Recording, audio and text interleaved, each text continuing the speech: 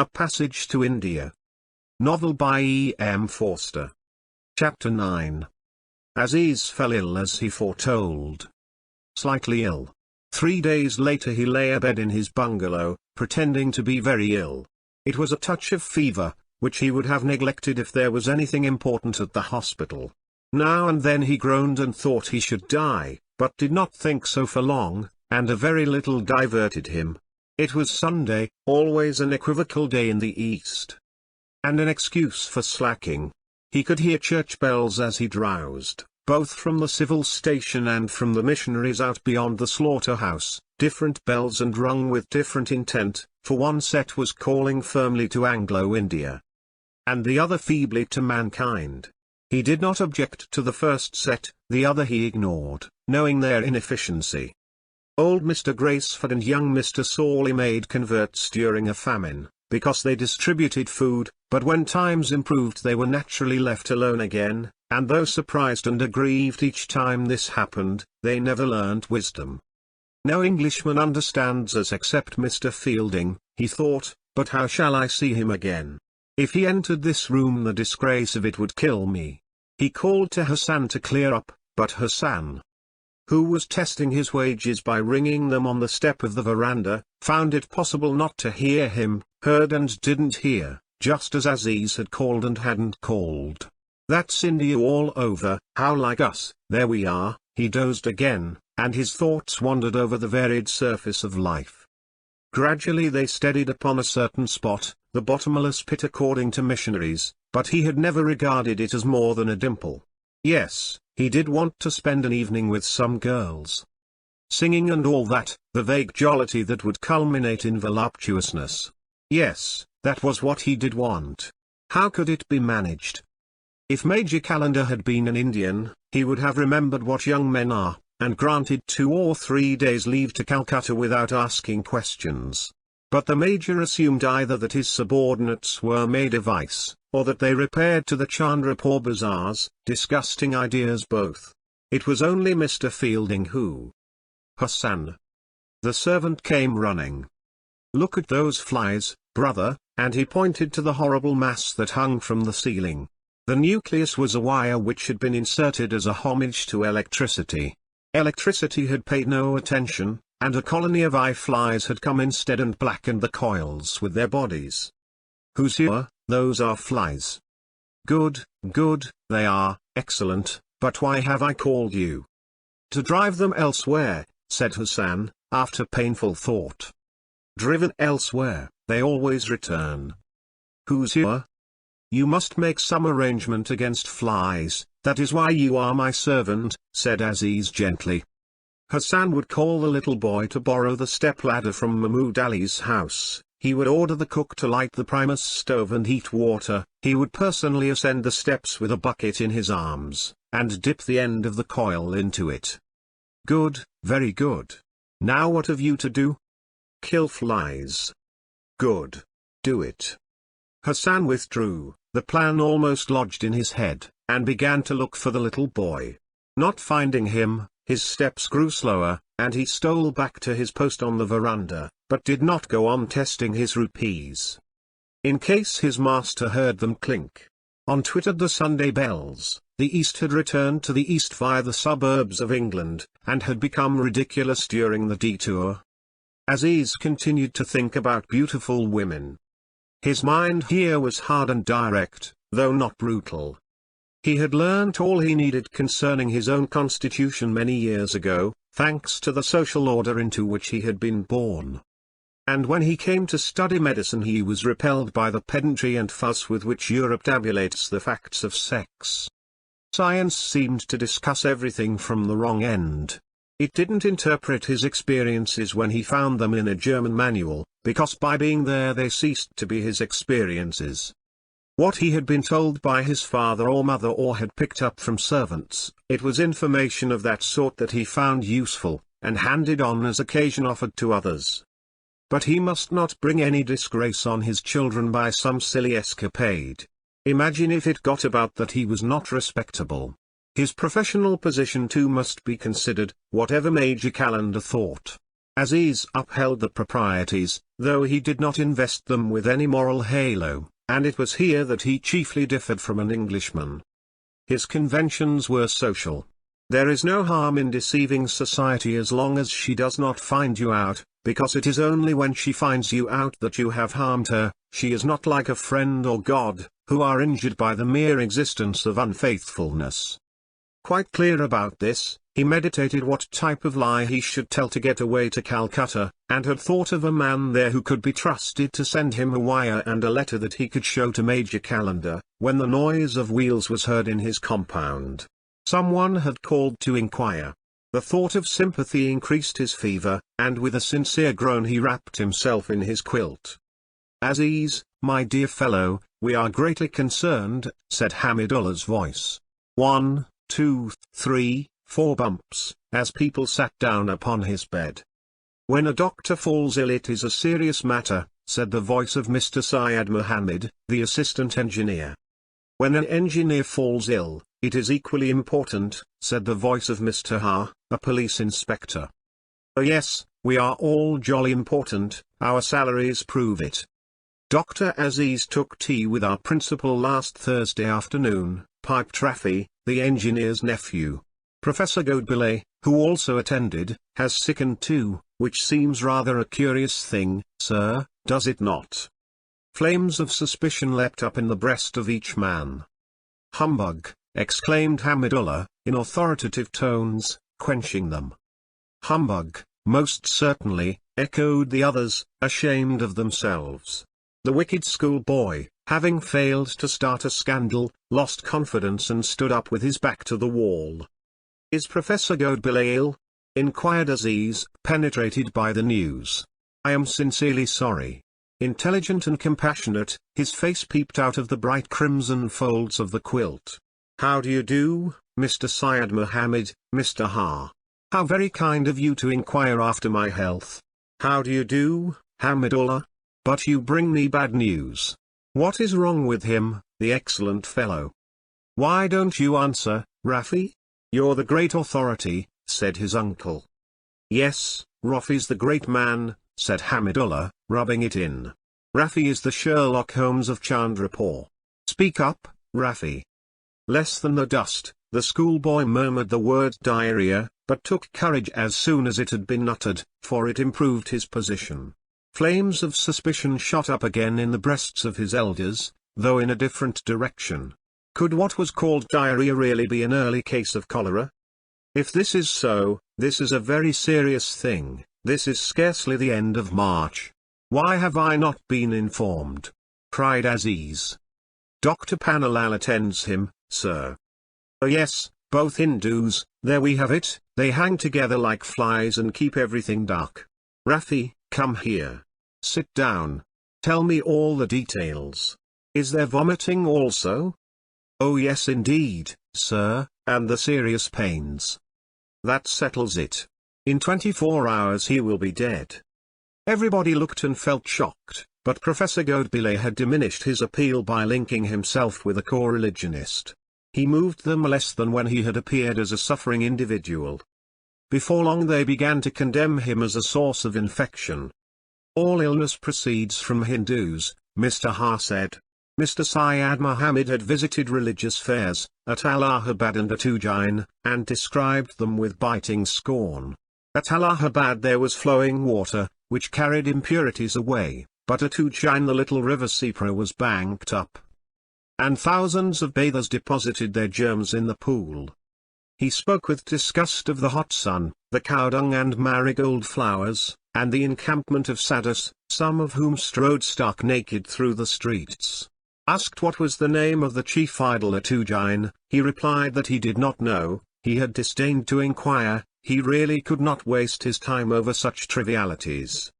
His outburst took some time, and in his excitement he fell into Punjabi, he came from that side, and was unintelligible. Aziz liked to hear his religion praised.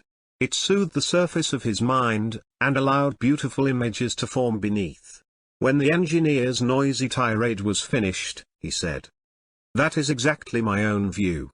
He held up his hand, palm outward, his eyes began to glow, his heart to fill with tenderness, issuing still farther from his quilt. He recited a poem by Ghalib. It had no connection with anything that had gone before, but it came from his heart and spoke to theirs. They were overwhelmed by its pathos. Pathos, they agreed, is the highest quality in art. A poem should touch the hearer with a sense of his own weakness, and should institute some comparison between mankind and flowers. The squalid bedroom grew quiet, the silly intrigues, the gossip, the shallow discontent were stilled. While words accepted as immortal filled the indifferent air. Not as a call to battle, but as a calm assurance came the feeling that India was one, Muslim. Always had been, an assurance that lasted until they looked out of the door. Whatever Ghalib had felt, he had anyhow lived in India. And this consolidated it for them. He had gone with his own tulips and roses, but tulips and roses do not go. And the sister kingdoms of the north, Arabia, Persia, Fergana, Turkestan, stretched out their hands as he sang, sadly, because all beauty is sad, and greeted ridiculous Chandrapur, where every street and house was divided against itself, and told her that she was a continent and a unity. Of the company, only Hamidullah had any comprehension of poetry. The minds of the others were inferior and rough. Yet they listened with pleasure, because literature had not been divorced from their civilization. The police inspector, for instance, did not feel that Aziz had degraded himself by reciting, nor break into the cheery guffaw with which an Englishman averts the infection of beauty. He just sat with his mind empty, and when his thoughts, which were mainly ignoble, flowed back into it they had a pleasant freshness. The poem had done no good to anyone, but it was a passing reminder, a breath from the divine lips of beauty, a nightingale between two worlds of dust. Less explicit than the call to Krishna, it voiced our loneliness nevertheless, our isolation, our need for the friend who never comes yet is not entirely disproved. Aziz it left thinking about women again, but in a different way, less definite, more intense. Sometimes poetry had this effect on him, sometimes it only increased his local desires, and he never knew beforehand which effect would ensue. He could discover no rule for this or for anything else in life.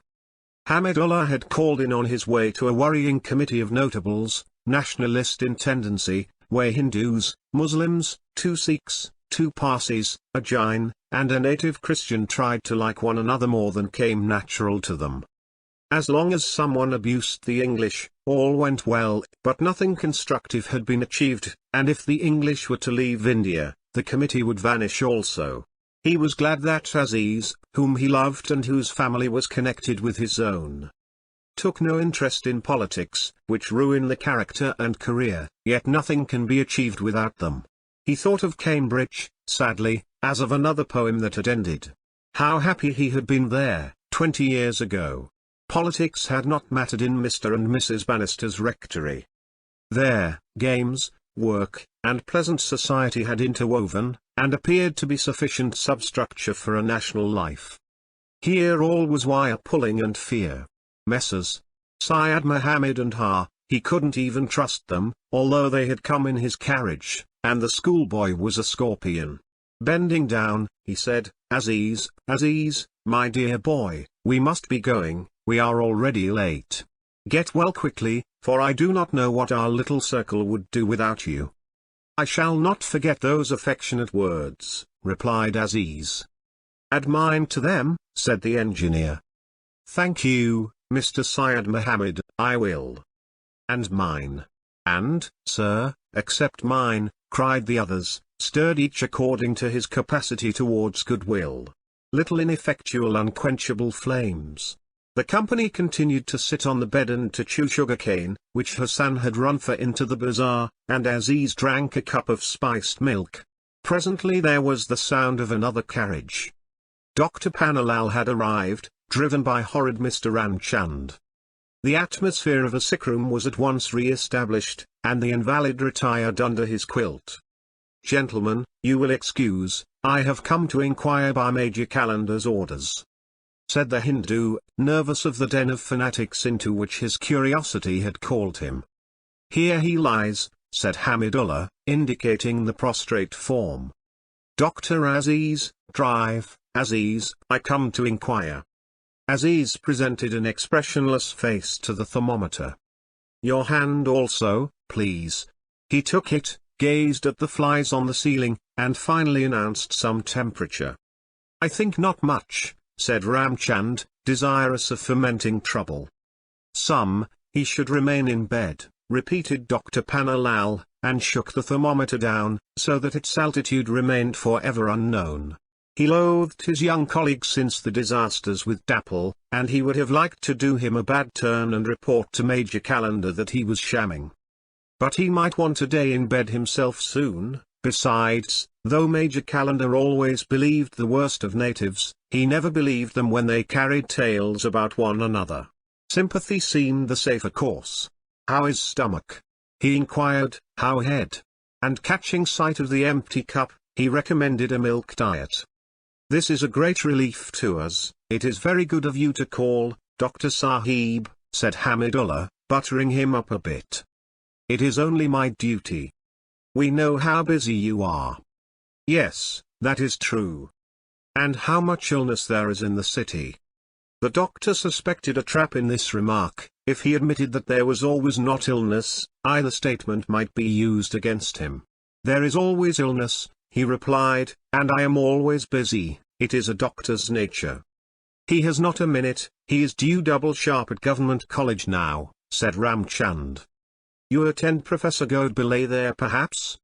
The doctor looked professional and was silent. We hope his diarrhea is ceasing. He progresses, but not from diarrhea. We are in some anxiety over him. He and Dr. Aziz are great friends. If you could tell us the name of his complaint we should be grateful to you. After a cautious pause he said, hemorrhoids. And so much, my dear Rafi, for your cholera, hooted Aziz, unable to restrain himself. Cholera, cholera, what next, what now? Cried the doctor, greatly fussed. Who spreads such untrue reports about my patients? Hamidullah pointed to the culprit. I hear cholera, I hear bubonic plague, I hear every species of lie. Where will it end, I ask myself sometimes. This city is full of misstatements, and the originators of them ought to be discovered and punished authoritatively. Rafi, do you hear that? Now why do you stuff us up with all this humbug? The schoolboy murmured that another boy had told him, also that the bad English grammar the government obliged them to use often gave the wrong meaning for words, and so led scholars into mistakes.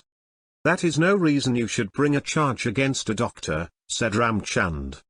Exactly, agreed Hamidullah, anxious to avoid an unpleasantness. Quarrels spread so quickly and so far, and Messrs. Syed Mohammed and Ha looked cross, and ready to fly out. You must apologize properly, Rafi, I can see your uncle wishes it, he said. You have not yet said that you are sorry for the trouble you have caused this gentleman by your carelessness. It is only a boy, said Dr. Panalal, appeased. Even boys must learn, said Ramchand. Your own son failing to pass the lowest standard, I think, said Syed Mohammed suddenly. Oh, indeed. Yes, perhaps. He has not the advantage of a relative in the prosperity printing press.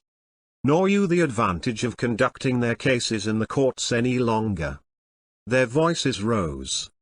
They attacked one another with obscure allusions and had a silly quarrel. Hamidullah and the doctor tried to make peace between them. In the midst of the din someone said, I say. Is he ill or isn't he ill? Mr. Fielding had entered unobserved. All rose to their feet, and Hassan, to do an Englishman honor, struck with a sugar cane at the coil of flies. Aziz said, sit down, coldly. What a room! What a meeting! Squalor and ugly talk, the floor strewn with fragments of cane and nuts, and spotted with ink, the pictures crooked upon the dirty walls, no punker. He hadn't meant to live like this or among these third-rate people. And in his confusion he thought only of the insignificant Rafi, whom he had laughed at, and allowed to be teased. The boy must be sent away happy, or hospitality would have failed, along the whole line. It is good of Mr. Fielding to condescend to visit our friend, said the police inspector. "We are touched by this great kindness. Don't talk to him like that, he doesn't want it, and he doesn't want 3 chairs, he's not 3 Englishmen," he flashed. "Rafi, come here. Sit down again. I'm delighted you could come with Mr. Hamidullah, my dear boy, it will help me to recover, seeing you." "Forgive my mistakes," said Rafi, to consolidate himself. "Well, are you ill, Aziz, or aren't you?" Fielding repeated. "No doubt Major Calendar has told you that I am shamming." "Well, are you?" The company laughed, friendly and pleased. An Englishman at his best, they thought, so genial. "Inquire from Dr. Panalal." "You're sure I don't tire you by stopping?" "Why, no. There are 6 people present in my small room already. Please remain seated, if you will excuse the informality." He turned away and continued to address Rafi, who was terrified at the arrival of his principal, remembered that he had tried to spread slander about him, and yearned to get away. "He is ill and he is not ill," said Hamidullah, offering a cigarette. "And I suppose that most of us are in that same case." Fielding agreed. He and the pleasant sensitive barrister got on well. They were fairly intimate and beginning to trust each other. "The whole world looks to be dying, still it doesn't die, so we must assume the existence of a beneficent providence." "Oh, that is true, how true," said the policeman, thinking religion had been praised. "Does Mr. Fielding think it's true?" "Think which true? The world isn't dying. I'm certain of that." "No, no, the existence of Providence." "Well, I don't believe in Providence." "But how then can you believe in God?" asked Syed Muhammad. "I don't believe in God." A tiny movement as of "I told you so" passed round the company, and Aziz looked up for an instant, scandalized. "Is it correct that most are atheists in England now?" Hamidullah inquired. "The educated thoughtful people? I should say so, though they don't like the name. The truth is that the West doesn't bother much over belief and disbelief in these days. 50 years ago, or even when you and I were young, much more fuss was made. And does not morality also decline? It depends what you call, yes, I suppose morality does decline. Excuse the question, but if this is the case, how is England justified in holding India?" There they were. Politics again. "It's a question I can't get my mind onto," he replied. "I'm out here personally because I needed a job. I cannot tell you why England is here or whether she ought to be here. It's beyond me. Well-qualified Indians also need jobs in the educational." "I guess they do, I got in first," said Fielding, smiling. "Then excuse me again, is it fair an Englishman should occupy one when Indians are available? Of course I mean nothing personally. Personally we are delighted you should be here, and we benefit greatly by this frank talk. There is only one answer to a conversation of this type: England holds India for her good." Yet Fielding was disinclined to give it. The zeal for honesty had eaten him up. He said, "I'm delighted to be here too, that's my answer, there's my only excuse. I can't tell you anything about fairness. It mayn't have been fair I should have been born. I take up some other fellow's air, don't I, whenever I breathe? Still, I'm glad it's happened, and I'm glad I'm out here. However big a bad mush one is, if one's happy in consequence, that is some justification." The Indians were bewildered. The line of thought was not alien to them. But the words were too definite and bleak. Unless the sentence paid a few compliments to justice and morality in passing, its grammar wounded their ears and paralyzed their minds. What they said and what they felt were, except in the case of affection, seldom the same.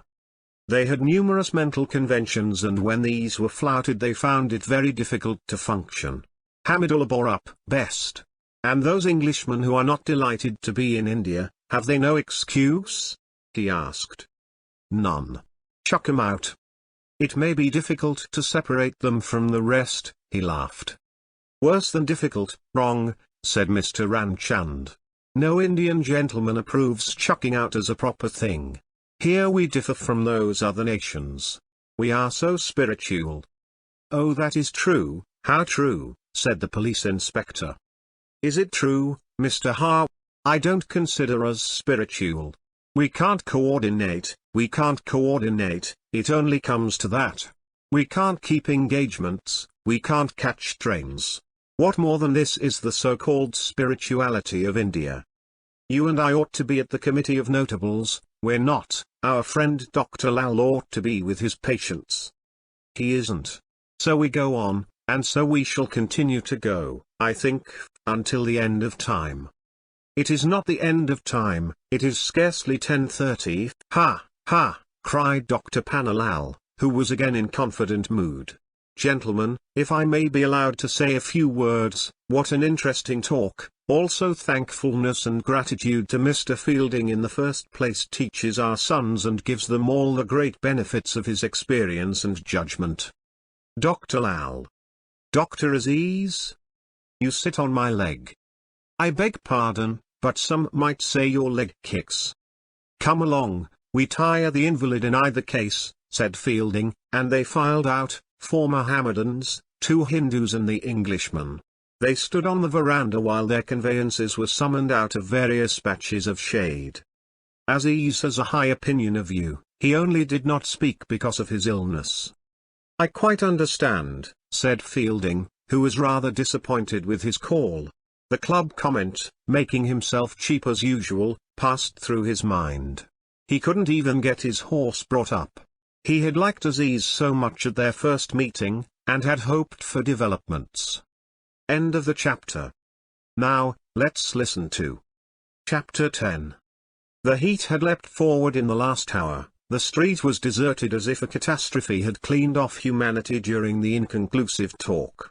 Opposite Aziz bungalow stood a large unfinished house belonging to 2 brothers, astrologers, and a squirrel hung head downwards on it, pressing its belly against burning scaffolding and twitching a mangy tail.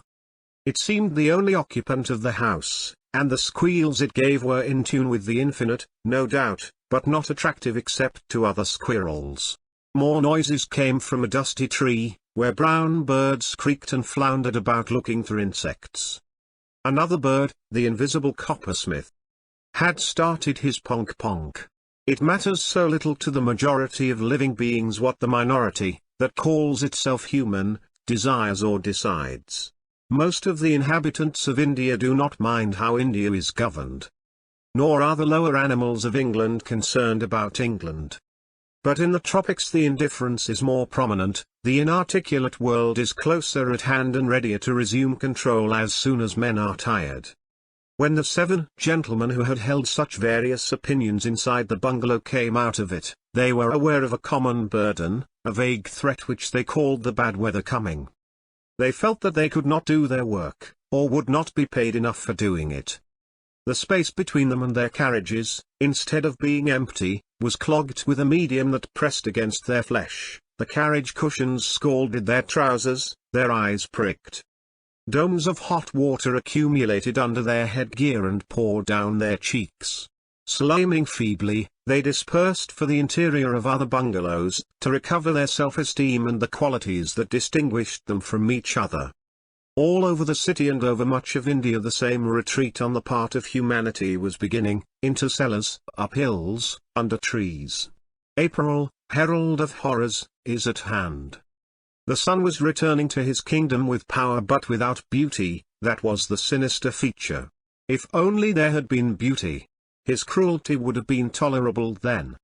Through excessive light, he failed to triumph, he also, in his yellowy white overflow not only matter, but brightness itself lay drowned. He was not the unattainable friend, either of men or birds or other suns. He was not the eternal promise, the never withdrawn suggestion that haunts our consciousness, he was merely a creature, like the rest, and so debarred from glory. End of the chapter.